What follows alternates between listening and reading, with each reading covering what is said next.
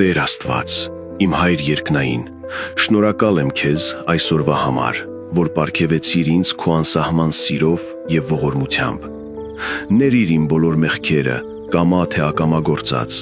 եւ մաքրիր իմ հոգին ու միտքը ամեն չարից։ Այս գիշեր, երբ մարմինս հանգստի է անցնում,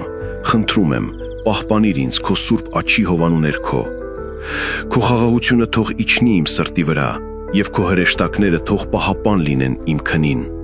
Ազատիր ինձ չար երազներից, վախերից եւ ամեն տեսակ փորձությունից։ Թող որ այս գիշերվա հանգիստը զորացնի իմ հոգին եւ մարմինը,